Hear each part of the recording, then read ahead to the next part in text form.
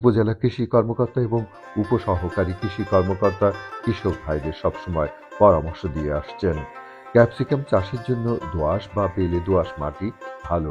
এ ফসল খরা বা জলাবদ্ধতা কোনোটাই সহ্য করতে পারে না। এই ক্যাপসিকামের প্রদর্শনী মোহাম্মদ জয়নাল আবদিন কৃষক ভাইকে দিয়েছি। ওনার মাধ্যমে এই ক্যাপসিকামের প্রদর্শনীটা বাস্তবায়ন করাইতেছি।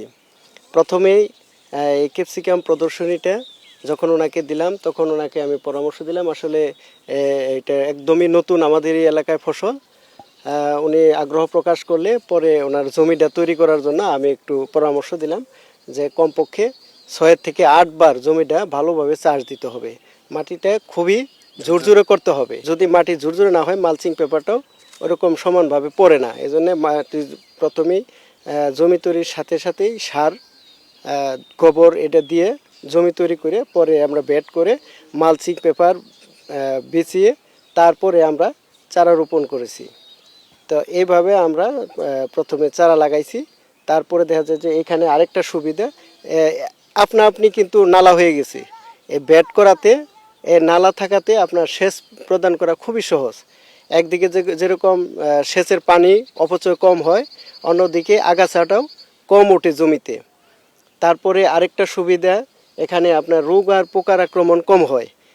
এমনিতেই ক্যাপসিকাম, মরিচ এগুলাতে আপনার মাকড়ের আক্রমণটা খুব বেশি হয়। এজন্য আমরা মাকড়নাশক প্রতি সপ্তাহেই ইউজ করাইছি, যাতে আপনার এই যে পাতা কুকড়ানোর যে সমস্যাটা, এটা যাতে না হয়।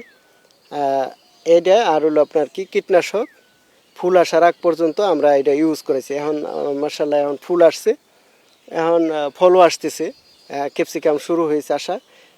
এখন আর আমরা কীটনাশক ইউজ করতেছি না, যেহেতু আমরা একটা দিক সবসময় খেয়াল রাখতেছি আমাদের নিরাপদ সবজি উৎপাদনের দিকে।